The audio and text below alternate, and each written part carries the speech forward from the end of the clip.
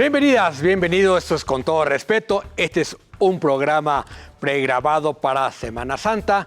Estamos aquí, David, Sonia, Jonathan y un servidor, para comentar lo que ha pasado durante este año. Este año particularmente las campañas presidenciales han sido sin duda el tema más importante.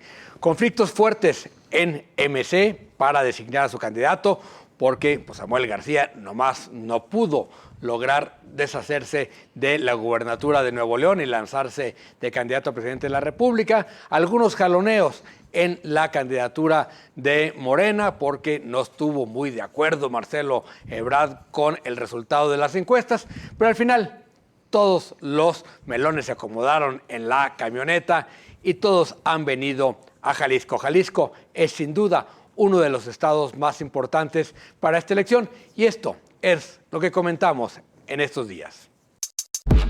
Sin duda ese fue más o menos el resultado. Creo que has hecho una excelente síntesis de esta pasarela de los candidatos, de las candidatas presidenciales y del candidato presidencial, lo que refleja la importancia de Jalisco en la competencia presidencial. Es el tercer padrón más importante del país y las candidatas y el candidato y sus equipos saben que si quieren ganar la presidencia pasa por ganar Jalisco, David. Sí, claro, está clarísimo que Jalisco es una prioridad para todos los candidatos, independientemente de otros acuerdos, otros pactos. Pero a ver, yo lo que estoy viendo, y creo que lo vamos a ver durante este tiempo, es que los grandes mítines van a ser mucho más seleccionados, más contados, porque cada vez cuesta más dinero.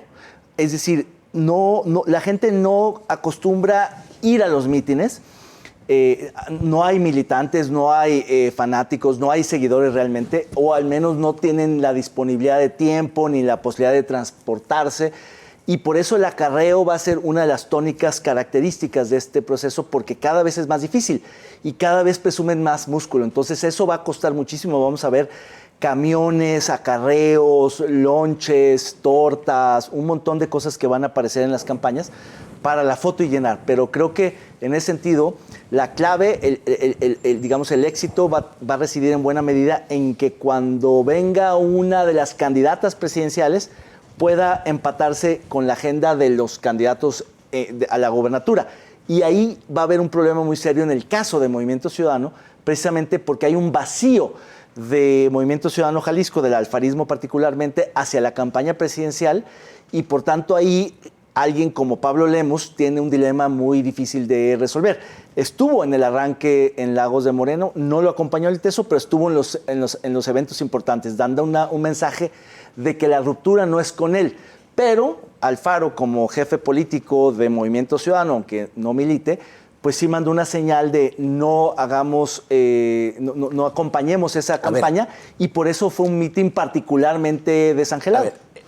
Es que da mucha información ese caso de Maynes en Jalisco, porque Pablo Lemus no podía faltar al arranque del candidato presidencial. Se especuló que sí, porque acuérdate que hay muchos que están promoviendo el voto cruzado. Lemus es candidato de MC a la gubernatura por todo el respaldo que tuvo en su momento de Dante.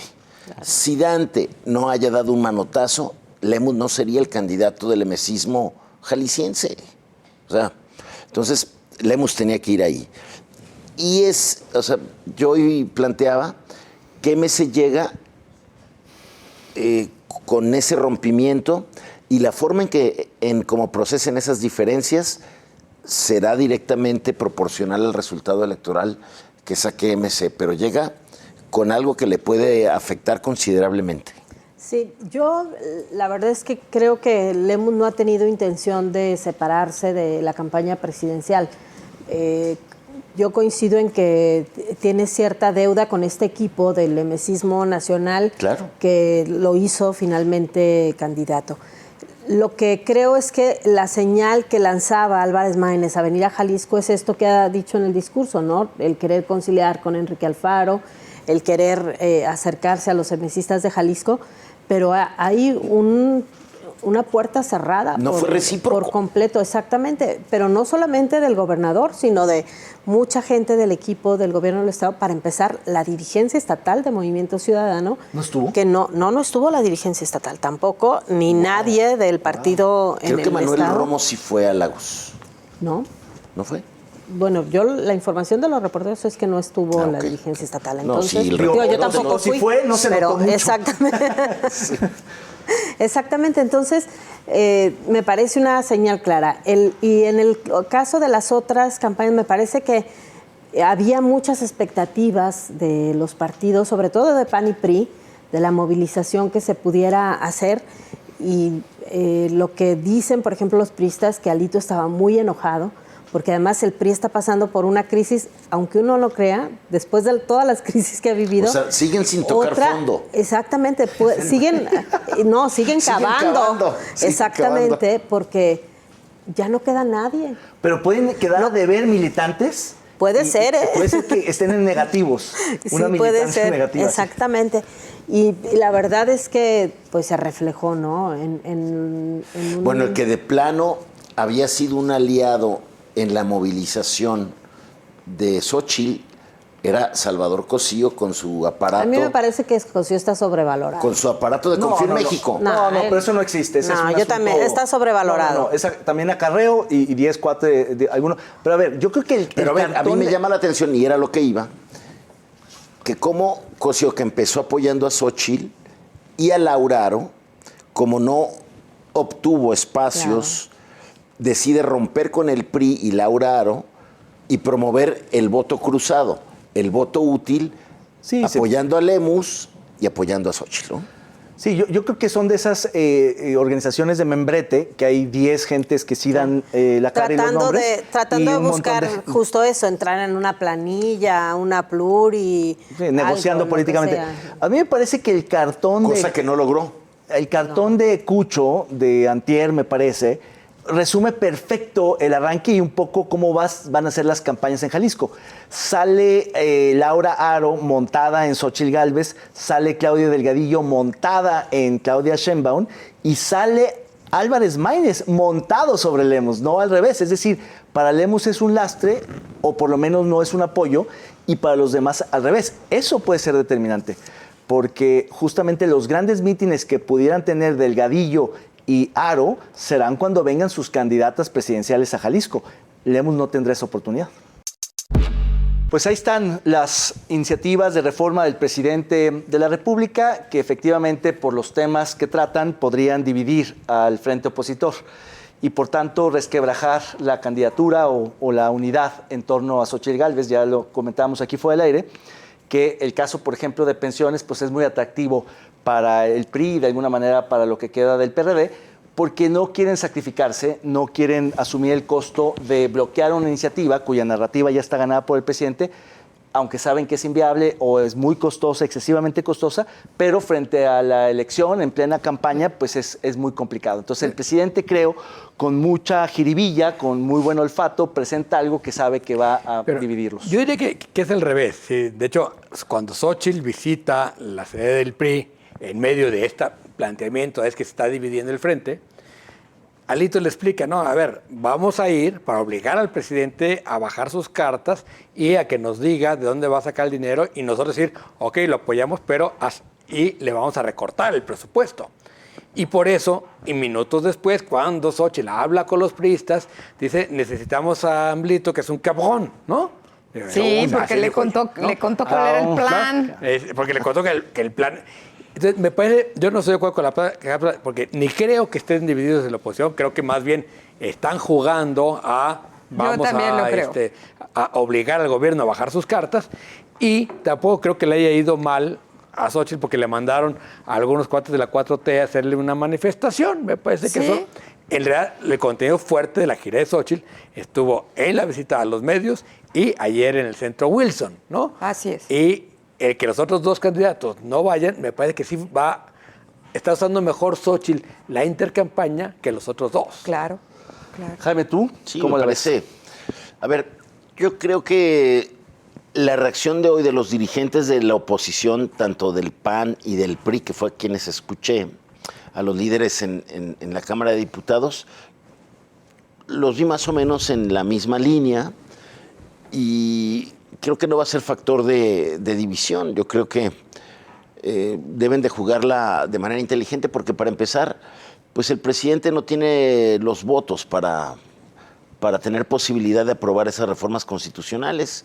El presidente presentó esas reformas para subirse a las campañas y fortalecer su discurso de que por el bien de México primero los pobres, que tanto éxito ha tenido, y cóbrale la factura a la oposición de no querer lo que todo mundo estaría de acuerdo, pero que no se puede lograr porque, por ejemplo, para las pensiones pues no hay dinero que alcance para lo que quiera. Además, lo que dijeron hoy los líderes opositores es muy importante.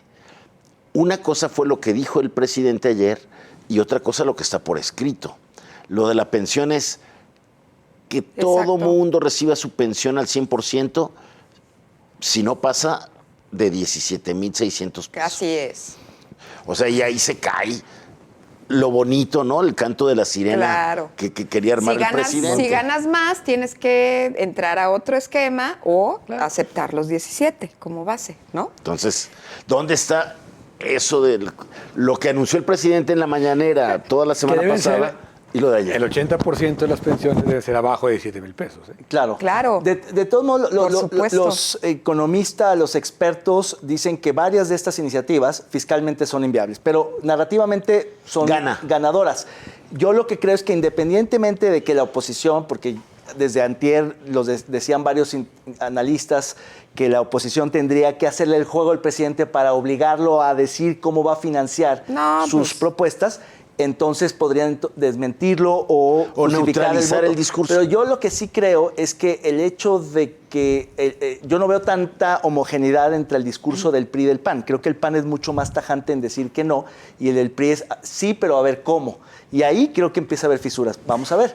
El caso es que el presidente trae al país danzando al son de sus... Logró su objetivo. Está en campaña. De que hoy, por todo mundo, estamos hablando de las reformas que presentó Pero ayer. es que va a ser el discurso, porque tampoco puedes dejar de hablar de eso, ¿no? Y la oposición tampoco puede dejar de hablar de eso. Inteligente me parece la postura del PAN de hacer un parlamento abierto para abrir el diálogo con personas expertas y que entonces el diálogo sea mucho más rico. Y que sean rico, otros ¿no? los que madrían la iniciativa y no ellos. Exactamente. Claro, pero a a mí me parece que eso es inteligente. Ahora, digo, para terminar, yo creo que sí hay un alto grado de perversidad en el presidente ahí, en el discurso, ¿no? Un poco cuando dice, y si llegan, que les cueste trabajo, ¿no? Uh-huh.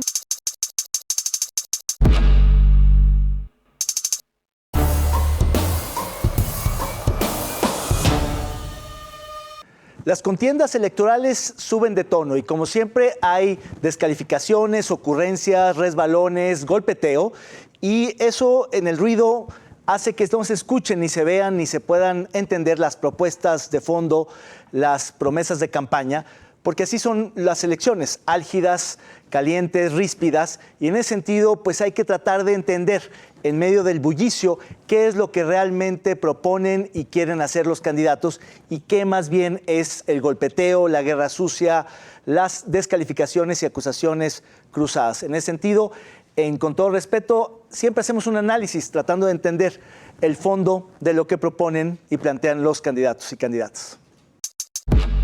En este bloque nos vamos a concentrar en hacer pues una valoración de lo que fueron los arranques de campaña por la gubernatura del candidato del partido en el poder en Jalisco, Pablo Lemus, de la principal retadora, que es Claudia Delgadillo, por esta megalianza postulada por el Partido Verde, pero en alianza con Morena, con el Partido del Trabajo y con los dos partidos estatales de reciente creación, como es Hagamos y Futuro, y también la candidatura de Laura Haro, que va por la alianza Fuerza y Corazón por México, que integran el PAN, el PRI y el PR. David, ¿cómo viste el arranque de lo local por la gubernatura? Pues a ver, es muy difícil distinguir e identificar las propuestas de los candidatos porque tienen una propensión a proponer muchas cosas y cuando son demasiadas se diluyen. Ellos mismos se hacen bolas, ellos mismos se eclipsan. No, ¿cómo que se hacen bolas? Sí, porque no está claro cuál es el mensaje y cuál es la propuesta. Paradójicamente, el tema que se ha robado la agenda pública, la discusión en la opinión pública ha sido el tema de la verificación. Y creo que no por buenas razones. Creo que Pablo Lemus, de manera astuta, provocativa, planteó un tema con el doble propósito de arrebatarle una bandera, una propuesta a la oposición que era volver gratuito sin eliminar la verificación vehicular y por el otro lado también de tomar distancia del gobernador frente a un programa que ha sido muy polémico porque se le ha, digamos, señalado de ser, si no un negocio, sí muy caro para el erario, para el Estado. Y en ese sentido lo hizo en reiteradas ocasiones hasta que mordió el anzuelo el gobernador y le respondió de una manera por demás ruda. Creo que se fue de bruces el gobernador y no reparó en que no se trataba de cualquier candidato o del candidato o candidata opositora, claro, sino de su candidato. Entonces, el señal golpe de que le no dan, es tanto su candidato. Claro, por eso se detonaron las especulaciones en torno a cuál sería la sucesión a la gubernatura que más le convendría a Alfaro en los distintos escenarios que se están visualizando. Es decir, donde no necesariamente su candidato es, o el candidato de su partido es su candidato. O sea, pero, ¿te acuerdas que ya pasó eso en la elección pasada? Claro, por cuando supuesto. Emilio González Márquez, que era, bueno, no, fue en la del 2012, cuando compite por primera vez Enrique Alfaro y el candidato del PAN era Fernando Guzmán, el gobernador termina apoyando más a Enrique Alfaro y abandona a su suerte a Fernando Guzmán. ¿Te acuerdas, Sonia? Claro. Sí, a ver, yo creo que hay un intento de deslindarse de las dos partes. Yo también creo que hay temas del gobierno actual que le van a pesar mucho a Pablo Lemus, que es este de la verificación, seguramente el de la deuda, porque las condiciones, todo lo que prometan los candidatos, tienen que tener cuidado, no nada más esto de si son 1,000 millones de pesos los que tiene que usar para el subsidio. Cualquier proyecto que ofrezcas, ampliación de líneas de transporte masivo, no solamente el tren, incluso el macrobús, va a ser muy complejo porque todo lo debemos. O sea, vamos a deber la línea 4 durante 36 años. Con todas las entradas de todas las líneas. Entonces, ¿con qué le vas a dar mantenimiento a las trenes? Pero además, si no alcanzan las entradas, que es posible que no alcance porque es un monto muy alto, le da la atribución al gobierno del Estado de entrarle a pagar la mensualidad. ¿Se está calculando la línea 4 en 7,000? No, eso es la inversión, pero el cobro son veintitantos mil millones, 21,000 millones de pesos, lo que va a tener que pagar el gobierno del Estado. Pero el costo se está hablando en 7,000 millones. 9,000 millones. Son 9,000 millones, una parte la pone 2,000 millones el gobierno del Estado, 2,000 y pico la federación, el resto 4,000 y tantos el privado. Pero recupera 21,000 millones el privado a 36 años, que es un montón de ¿Y qué es de esta empresa Mota Es una ¿no? deuda, exactamente. Está esa deuda. Está la deuda del Peribús, que lo debemos también, aunque lo hayan hecho, se financió con deuda. Y bueno, está el tema de la deuda que se pidió para COVID también. Entonces, ya de por sí el margen de maniobra del próximo gobernador luego todo lo que se va tiene a ser que limitado. seguir pagando de a toda máquina. No, a toda máquina termina. Esos contratos terminan en el sexenio. Ah, terminan en el sexenio. Sí, en junio de este año se acaban esos contratos. Tendría que ir al Congreso. No creo que Alfaro se meta en una de esas de. No, además, ya ni máquinas hay, ya. En la última solicitud de información ya los municipios ni saben dónde están. Hay municipios que tienen contratos de que se les asignaron máquinas y dicen que no tienen máquinas. Es un desastre ya ese programa. Wow. Ya ni existe. Y bueno, ya de por sí es complejo. Yo más bien veo el intento de Pablo Lemus de sacudirse los temas que le van a pesar de un gobierno que no ha sido tan histórico ni exitoso como ellos dicen, y a un Enrique Alfaro que no le gusta que le cuestionen nada, que cualquier cosa que no sea como él la dice, después de que ya había habido un arreglo más o menos para el tema de la candidatura de Pablo, que ya estaban caminando juntos, por lo menos en lo local. ¿Sí caminarían juntos algún momento? Sí. Otros candidatos que son del alfarismo aseguran que ya estaban sentados. Bueno, es que se pone en entredicho Porque además no tienen candidatos fuertes, necesitan a Lemus para que arrastre a sus candidatos. Sí, digo, entonces habría que ver qué cálculos hay de uno y otro lado, ¿no? Porque esta audacia puede resultar muy cara en el sentido de que pueda haber otra ruptura. A eso me refería cuando hablaba de la condición tan especial con la que llega el Partido Movimiento Ciudadano a su cuarta elección después de 3 muy exitosas elecciones. A las otras 3 elecciones, los emesistas de Jalisco llegaban como los constructores del principal bastión de votos del emesismo. Dante Delgado les tenía un respeto absoluto, no les regateaba ni un ápice, pero eso empezó a cambiar desde el 21, a finales del 21, que Dante recupera nuevamente la dirigencia nacional de MC y a partir de ahí empieza a tomar decisiones que terminan en una ruptura con el gobernador, al que Dante le cierra las rutas para llegar a la candidatura presidencial, ¿no? Bueno, entonces, con este diferendo de la verificación, pueden volver todas esas diferencias y esos distanciamientos que yo creo no le son sanos a MC en la elección. Claro, hay quien dice que sí, que justamente Lemus se vuelve más atractivo por deslindarse de Alfaro, se vuelve alguien con voz propia por hacer propuestas originales, aunque sean polémicas, por abrir a la discusión ciertos temas que el gobernador no quisiera que se ventilen. Pero hay quien dice que por el contrario genera confusión, descoordinación o incluso una inacción por parte del gobernador que, como también se dijo por ahí, en el arranque de su candidato presidencial, pues él estaba de vacaciones en la playa, que manda un mensaje más allá de que sea su día de descanso o no quiera participar en elecciones, hay un mensaje político ahí. Entonces vamos a ver cómo siguen estas cuestiones, pero de que va a haber diferendos en la campaña entre Lemus y Alfaro, los va a seguir habiendo porque Lemus quiere tomar esa distancia y la cuestión es cómo blindarse sin romper, ¿no? Porque está ya al día 5 de la campaña electoral. Uno diría, bueno, va a haber un poco más cuidado, ¿no? En la narrativa del candidato oficial del emesismo para romper por allá y otra a la cuestión, mitad de la campaña, finales. Y otra cuestión que me llamó la atención, más allá del diferéndum y de las notas y las entrevistas, sí hubo una operación de medios de parte del gobierno del Estado para que aparecieran un montón de periódicos y de medios digitales. O sea, sí hubo un tema de mandarle el mensaje no solo al Lemus, sino a la opinión pública de que el gobernador es el gobernador y no le gustan estas propuestas, porque apareció de manera, me parece, sobredimensionada en muchos medios, en portadas. ¿Te pareció, ¿no?, que propalaron especialmente la respuesta del gobernador? Sí. Bueno, pues vamos a lo que sigue, vamos a la gustada sección de Póngale el Nombre. Los curadores más experimentados de Con Todo Respeto han preparado esta exquisita pieza de arte visual.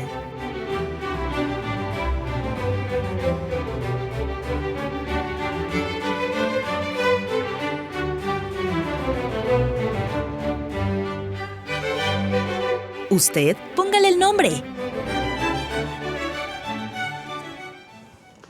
Bueno, el contexto, llegaron los primeros vagones para la línea 4. Obviamente, como en su momento los de la línea 3 fueron rojos porque gobernaba el PRI, pues ahora estos son naranjas, ¿no?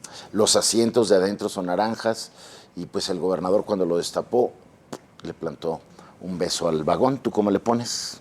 Yo le pongo fosfofoso, gobernador serio. Ya dijo que no es fosfo. Pues, ¿y qué serio? Claro, ha dicho que él sí es serio y pues hacer este tipo de actos un poco populistas, un poco simbólicos, le restan seriedad. No me parece grave, pero más bien el tema es esa colorimetría política, esa necesidad de poner las cosas del color del gobierno, porque independientemente de que sí hay trenes naranjas, pues el hecho de que se inaugure un tren naranja en un gobierno que se llama naranja, me parece que te mete ruido. Como los priistas lo trajeron rojo, ¿no? No, y fueron los panistas los que empezaron a pintar cosas azules, infraestructura pública, luego el PRI con peor gusto lo empezó a pintar de rojo, que se decolora y es terrible, pero pues hay cosas naranjas. Pero tú porque eres más azul, por eso te gusta más el azul. ¿El nombre?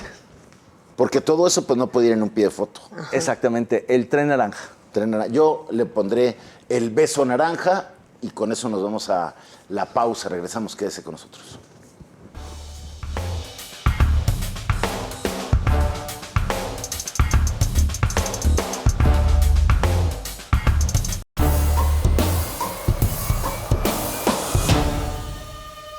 Bueno, y previo a la definición de candidaturas, los partidos, vaya que se hicieron bolas con la definición de algunos aspirantes y al mismo tiempo que esto les permitiera cubrir las cuotas de género, sobre todo ante los lineamientos de que se tienen que asignar a mujeres candidaturas que sean competitivas. Las dos alianzas que se conformaron de partidos políticos en nuestro estado le sufrieron en serio para cumplir con estas reglas. Uno de los casos más emblemáticos, sin duda, fue la postulación de Pedro Kumamoto como aspirante en Zapopan en esta coalición que encabeza Morena, por lo que significó en movimientos al interior de esta alianza para que Pedro Kumamoto pudiera ser candidato, pero también la forma en que la aprovechó Movimiento Ciudadano para cobrar la factura por estos movimientos obligados para asignar a como diera lugar a Pedro Kumamoto. Esto fue lo que ocurrió en esta definición de candidaturas para cumplir con las cuotas de género.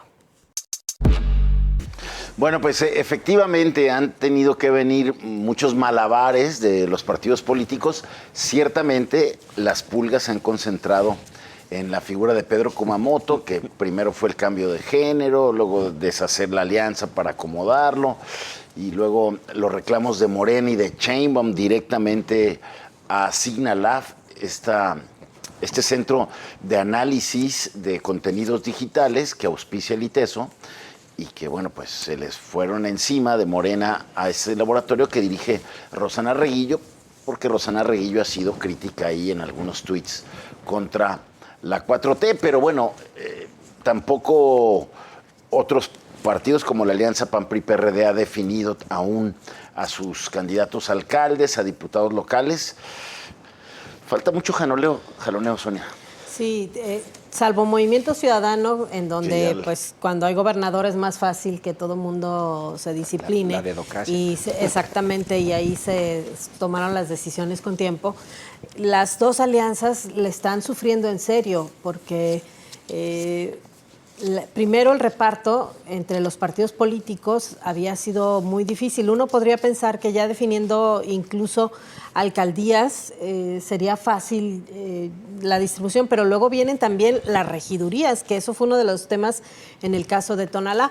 En Tonalá, que es el municipio metropolitano que gobierna Morena y que uno podría pensar la alianza le iba a echar los kilos para tratar de retener este municipio, deciden salirse para poder cuadrar lo de Tonalá, porque por la resolución que acababa de emitir el tribunal con respecto al tema de género, aunque ya desde antes se hablaba, antes de esta resolución ya se hablaba de que Tonalá iba a quedar fuera de la contienda porque no había acuerdos en la distribución de las posiciones en las regidurías. Y en el caso de Pedro Kumamoto, es obvio que Morena cree que puede tener posibilidades de ganar Zapopan y por eso prefirió hacer todos estos movimientos con lo que le ha costado en cuestionamientos y en críticas para tratar de ajustar el tema de género. Pero luego viene todo lo demás que también se enreda, ¿no? Porque por lo pronto tendrían que, por ejemplo, poner una mujer en Guadalajara, aparentemente en la secuencia que quedó, y esto también les permitiría salvar el caso de Tlajomulco de Zúñiga para que vaya un hombre, que es lo que quiere también Morena. Sí, pues jalas la cobija, tapas a unos, pero destapas a otros. Así está el tema. A ver, tratando un poco de que el público, quienes nos ven, entiendan esta complejidad, digamos, laberinto, básicamente lo que las últimas reformas electorales han hecho es tratar de que los espacios para las mujeres sean en municipios o en demarcaciones grandes y en municipios y demarcaciones competitivas, es decir, no que pongan a mujeres donde van a perder o en municipios pequeños que pueden ganar pero que no son tan importantes. Pero más bien por competitividad, porque el tamaño no cuenta tanto. Sí, la población también es... Pero porque se hace la lista de competitividad y es ahí en donde va alterno mujer y hombre. Claro, pero lo que pasó en este caso es que... Es una mezcla de ese criterio. Es una mezcla de criterios. Lo que pasó en esta última ocasión es que el tribunal dictó una sentencia que, por cierto, lo más seguro es que la tumben, y Morena se apanicó, se precipitó e hizo todos estos cambios, ajustes a los convenios para asegurar que Zapopan quedara hombre, para asegurarle su lugar a No sin Kumamoto. antes decir, el tribunal está jugando. Claro, pero en realidad favor de esa MC, sentencia la van a tumbar o en sala regional o en sala superior. Pero no se quiso arriesgar Morena. En realidad creo que el que menos pidió o el más afectado por la situación fue Kumamoto, porque en realidad es un rebote de muchas bandas que mueve muchos arreglos, desacomoda muchos arreglos, muchos acuerdos políticos, y la verdad es que hay una complejidad tal que es muy difícil de entender si no es casuísticamente cuando ves las listas de los bloques de 10 y de 10, porque lo que dice la ley es, el primero será mujer y el último no podrá ser mujer. Tú puedes acomodar en medio de alguna manera flexible, dándoles lo que le llaman libertad de configuración a los partidos. A los partidos no les puedes ordenar hombre, mujer en los municipios Tonalá, Tlaquepaque, Zapopan, porque si no, entonces los metes en una camisa de fuerza. Hay un margen de maniobra, pero esto se complica en el caso, por ejemplo, de Morena o del PRI, cuando hacen alianzas con otros partidos, porque cuenta cómo le fue en la elección pasada de cada partido, y entonces eso hace muy complejo el análisis. Fíjate Jonathan. que, bueno, al margen un poco de todo este tema judicializado, ¿no? Que es como enredoso y que al final son los jueces los que van a terminar dictando más o menos los lineamientos, o los magistrados. A mí me parece que aquí lo interesante y lo que está en juego o la parte más visible e interesante es Guadalajara para Morena, ¿no? Allí creo que el papel del candidato o candidata de Guadalajara es fundamental también para jalar el voto a nivel estatal. Entonces es un enclave muy, muy importante en donde están pues al menos un par de aspirantes, ¿no? Está María Padilla y Mariana Fernández, pero también hay dos hombres, que es Salvador Caro, recién integrado a Morena, y Chema Martínez, ¿no? Que, digamos, por el bien del Estado y del futuro de nuestros hijos y sus hijos, ojalá no llegue a ese puesto, ¿no? Pero allí me parece que esa variable es la que realmente hace muy interesante este proceso, porque hoy, a esta fecha, no tenemos un candidato para Guadalajara de Morena. La fecha límite, si no recuerdo mal, es el 5 de marzo. 3 de marzo. 3 de marzo, ¿no? 3 de marzo. Imagínate. 2 semanas. Y es en donde tiene más 2 semanas y posibilidades, media. Pero tiene que ver también con las disputas entre los partidos sobre cómo se van a acomodar los partidos de la alianza. 2 semanas y media más de jaloneos. Aquí el próximo martes vamos seguramente a retomar el tema para ver y hacer un corte de cómo van esos jaloneos y finalmente cómo se van acomodando las planillas, sobre todo para las 125 alcaldías del Estado y para las diputaciones locales y federales. Pablo está sobrecargado de propuestas, tiene todo un equipo y está hablando de un proyecto de gobierno, ¿no? Que antes de ganar la elección. Y me parece que en contraste, la candidata de Morena lo que está es cachando votos y no tiene ninguna propuesta clara para nada. Es decir, no hay un proyecto de gobierno, es un poco desechurada la propuesta, pero la campaña es estar en la calle con la gente. Vamos a ver cuál de los dos estilos de campaña da más resultado. En el caso concreto de la verificación, lo que me parece, es un error de Pablo Lemos. Es decir, claro. Uno, el programa ya lo puso el gobierno. Y por más que le salga en las encuestas, que la gente evalúa mal, pues lo que tiene que hacer es desmarcarse de la decisión, no del programa, ¿no? Así es. Porque la gente está enojada por lo que ya pagó, no por lo que va a pagar. Así es, ¿sí? así es. Entonces, de cualquier manera, no va a conseguir un solo voto echando para atrás el programa. Y si lo echa para atrás, lo único que va a lograr es un boquete mayor en las finanzas públicas del Estado. Entonces, a mí, a todas luces, me parece un error, ¿no? Y por otro lado, lo de Recrea, que propone Claudia Delgadillo, echarlo para atrás, confunde el gobierno del Estado, el secretario de Educación, lo que es un programa de cómputo con un sistema educativo. No, eso no es un sistema educativo, ¿no? Pero la candidata, nomás por quedar bien con unos maestros que no les gustó el programa, lo echa para atrás sin conocerlo, sin ni saber qué implica, y luego acaba haciéndose bolas con los útiles escolares, ¿no?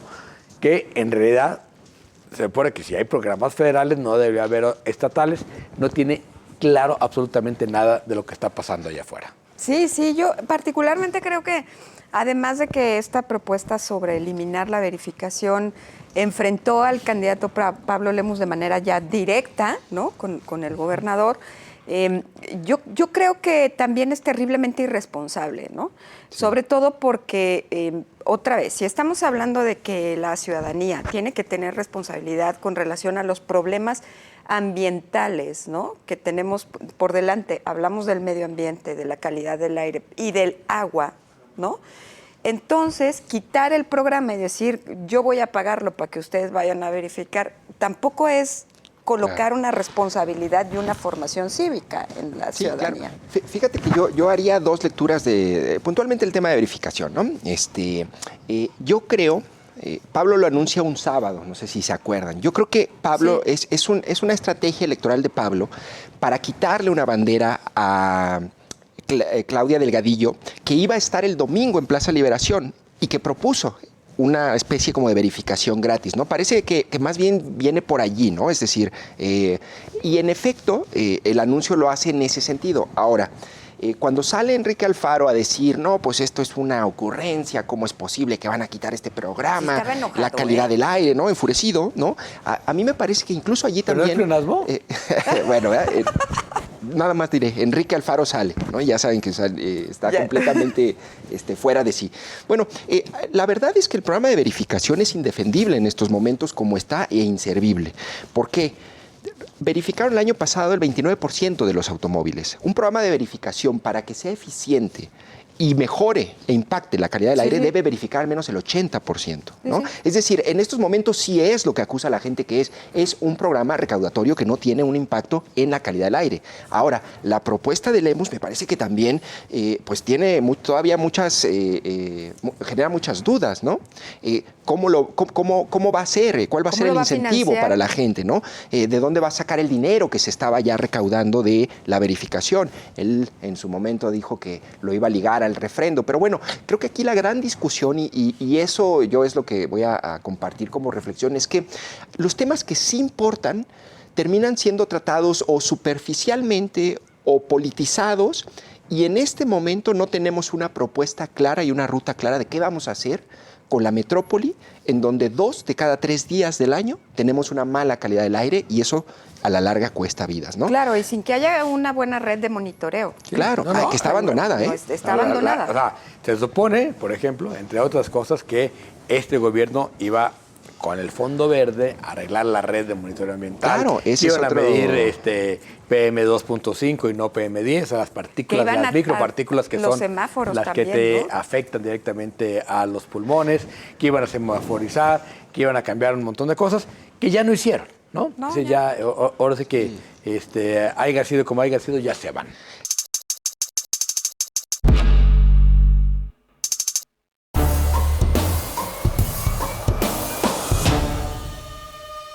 La violencia feminicida, la violencia homicida, las desapariciones y en general la inseguridad y la macrocriminalidad que recorre a lo largo del país y que asola a poblaciones como Guerrero, también aquí en Jalisco y en otros estados de la República, ese fue un tema y un eje que abordamos a lo largo de estos programas en Con Todo Respeto, en donde intentamos entender cuál es el trasfondo de esta violencia, qué motiva a los generadores de violencia, si hay un móvil económico todo el tiempo, si es político, cómo están involucrados todos estos actores en una macrocriminalidad que en estos momentos ha generado una crisis y una emergencia humanitaria en relación con los desaparecidos, para intentar comprender todos estos aspectos y todas estas facetas de la violencia en el país.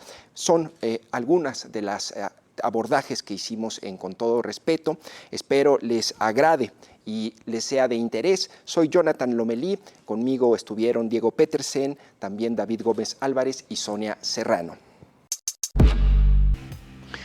Tristísimo este caso de los adolescentes asesinados a mansalva en Tlaquepaque. Ya murió uno más de los que estaban heridos, son 7 las personas fallecidas, 5 de ellas entre 15 y 16 años. Es el cuarto en el mes, pero van 15 multiasesinatos en Tlaquepaque en lo que va del sexenio. ¿Cuál es la respuesta del gobierno estatal y federal? Más rondines de la Guardia Nacional.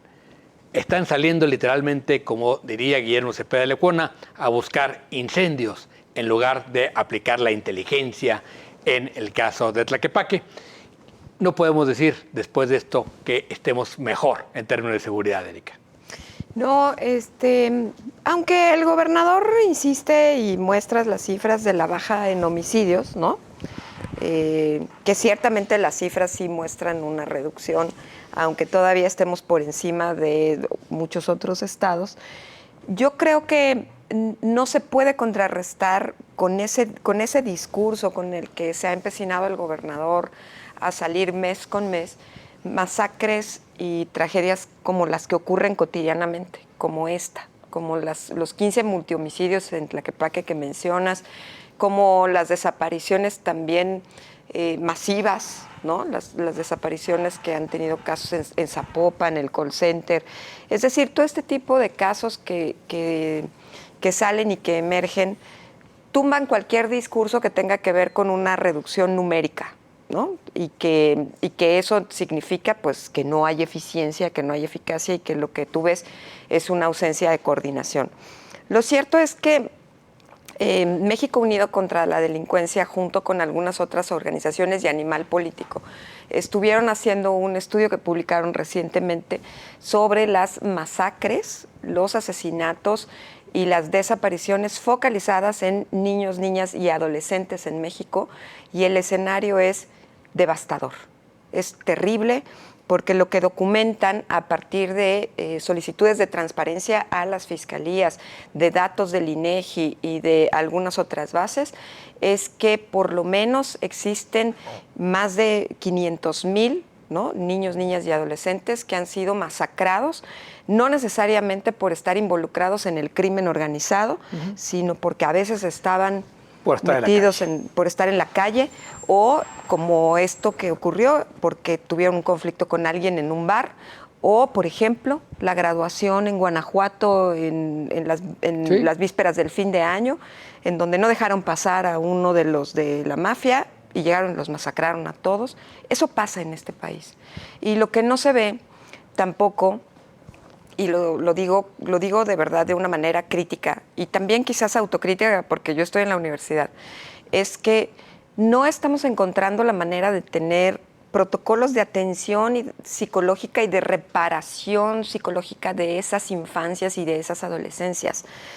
Y esos modelos son imprescindibles para un país que está lastimando a los menores y que los deja caminar así para que busquen a sus desaparecidos sin tener un modelo de atención específico, porque no solamente es un impacto hacia su autoestima, la depresión, la ansiedad, sino son toda una serie de cosas que van cargando y arrastrando y que socialmente les impactan, porque van a ser adultos y van a poder replicar cosas. No hay una política de jóvenes, independientemente de... Ahí son dos temas en este caso. Es lastimosísimo. Por un lado, la violencia específica, ¿no? Y por otro lado, los jóvenes de bien.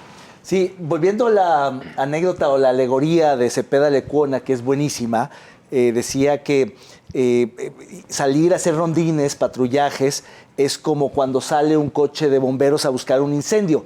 La probabilidad de que se lo encuentre es muy baja, pero lo ineficiente es muchísimo. Y creo que la respuesta de las autoridades en general es esa de aumentar la presencia policial, que da muy pocos resultados. Para disuadir, pero no disuaden a nadie, ¿va? Por lo que parece. Pues no, porque les toman la medida, hay halcones, hay gente que da el pitazo, en fin, los evaden, los burlan y demás. Yo creo que Tlaquepaque en particular se está descomponiendo más que el resto de la metrópoli, y es sintomático un poco lo mal de esta administración y de las pasadas, porque a partir hay estos escándalos o estos casos trágicos de las masacres, pero también hay muchos escándalos de corrupción, muchos señalamientos de corrupción, de mal gobierno, que ha obligado a que prendan las alarmas de gobierno, al punto que, pasándome al tema político electoral, pues una que fue la anterior alcaldesa se ha decidido quedar a hacer campaña porque parece ser que pues, la gente está muy cansada de un mal gobierno que está desgastadísimo en Tlaquepaque. En Tlaquepaque algo se movió y algo está pasando que agravó esta crisis de inseguridad. Pero eso pasó en Zapopan, con el caso del call center. Sí. En Tonalá hubo una masacre de 11. En Lagos. Y ahí estamos hablando de la metrópoli. En Encarnación. Pero veamos el mapa. Pasó en el sur, en Ocotlán, en Ciudad Guzmán apenas el viernes. Nos vamos al sureste, a Santa María del Oro, o subimos a Santa María de Los Ángeles, a la región norte. Pero podemos ir también a la Altos Norte, acá a Los Altos. ¿Cuál región se salva? En la Ciénega, en la costa, norte en Vallarta y la de abajo en Cihuatlán. ¿Cuál zona se salva en Jalisco? O sea, ¿y qué está pasando? Pero, a ver, de acuerdo con el gobernador, nada, vamos mejorando. Exactamente. Y la alegoría del bombero es, el bombero no puede ir a buscar incendios, pero si sabe dónde está el incendio, llega rápido. Claro. Y actúa. Falta inteligencia. Y lo que decía es, lo que dice Lepona es, también. falta inteligencia para ver dónde patrullamos, dónde hacemos acciones preventivas. ¿Por qué? A ver, ahora dicen, es que es un pleito de cantina. No es un pleito de cantina. Ahí hay 3 triples homicidios en 3 días hace semana y media. Sí. Claro. Y ahora viene esta. A ver, no es un pleito de cantina. Y si ya saben que el Tropiqué es el bar que está ahí en el Cerro del 4. Hay constantes agresiones y muertos. Bueno, vigilen ese lugar, ciérrenlo. A ver, sí, ¿no? A ver. Yo creo que sí está faltando. Y yo creo que la coordinación está sobrevalorada, porque además todas las candidatas, bueno, la candidata, por ejemplo, de Morena, lo que ofreció. Es un concepto vacío, ¿no? Sí. No, es que nos vamos a coordinar. A ver. Pues, ¿qué es no eso? se trata de coordinar, se trata de asumir la responsabilidad y exigir resultados del gobierno federal. Ese es el papel del gobernador. Decirle, oye, maestro, a ver, tu papel como gobierno federal es atender esto y mi papel como gobierno estatal es atender esto. Vamos ahora, que tiene que ver con algo también bélico, pero que no se da en países en guerra, sino en estados como Jalisco, donde vemos escenas como de guerra. Me estoy acordando ahorita de estas imágenes que circularon el fin de semana, justo cuando pasa un convoy militar por una zona minada en el municipio de Santa María del Oro, en el sureste de Jalisco, y lo que acabamos de ver en Huejúcar, otra vez en la región norte de Jalisco, a la que se refiere este tuit que vamos a poner a continuación. La zona de guerra. Dice Animal Político, esta página de análisis, de información, policías municipales de Huejúcar y Santa María de los Ángeles, Jalisco, fueron emboscados por hombres armados, dejando como saldo 2 agentes muertos. Yo añadiría, de acuerdo a reportes policiales, que fue un enfrentamiento totalmente desigual. Una decena de policías municipales de estos 2 municipios contra al menos un centenar de sicarios que se movían en 50 patrullas, según el primer respondiente de la policía de Colotlán, que llegó a la zona de la balacera. Jonathan. Sí, a ver, creo que este es un problema que arrastramos desde hace varios años y que se ha agravado y yo lo explico desde un punto de vista que a mí me parece que es importante que la audiencia lo tenga presente y lo analicemos. Yo siempre relaciono los indicadores económicos, es decir, la prosperidad económica, ¿no?, con el crimen organizado y la criminalidad, la alta tasa de criminalidad. ¿Por qué? Veamos, por ejemplo, en estos últimos días el supertazón, ¿sí? Con el aguacate que se consume allá, ¿sí?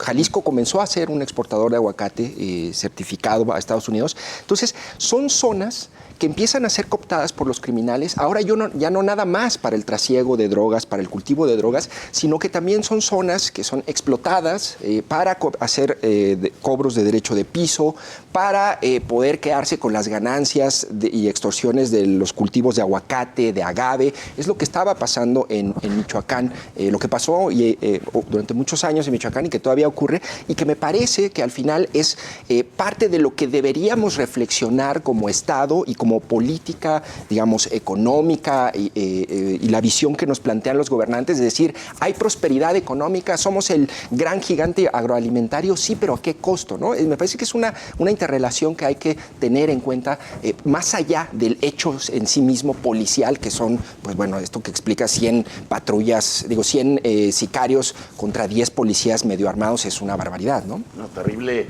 lo desigual del enfrentamiento, claro. Y que vuelve a poner ahí en relieve la debilidad de las policías municipales. Y hoy nos encontramos que otra vez la última en llegar fue la policía estatal. Claro. No, más que la debilidad, yo creo que permite encontrar una justificación de por qué muchas veces las policías municipales no acuden a este tipo de hechos.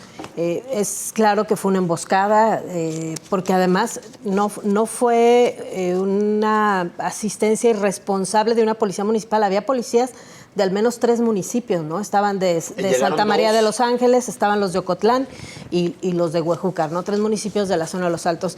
A mí me parece que en el caso de la zona norte es más bien ya una pérdida completa del territorio. Se ha venido denunciando desde hace un montón de tiempo y las autoridades estatales se han negado a admitirlo, ¿no? Recordemos cuando el cardenal dijo que cuando iba a la zona norte lo habían detenido los retenes del cártel y un montón Jalisco. De obispos dijeron lo mismo. Y el gobernador se enojó con el cardenal, hasta lo mandó llamar y lo regañó, ¿no? Porque por estas declaraciones. ¿Por qué no había denunciado? Exactamente. Y luego, pues está este video cuestionable de si era cierto o no de las mujeres wixárikas pidiéndole ya directamente al cártel Jalisco que moviera a la persona que tiene el control en este territorio por lo que ha sucedido. Está también el tema del ganadero que fue asesinado después de que le habían quitado todos los bienes que tenía. Es decir, hay ya una pérdida del territorio en la zona norte terrible que las autoridades se niegan a aceptar.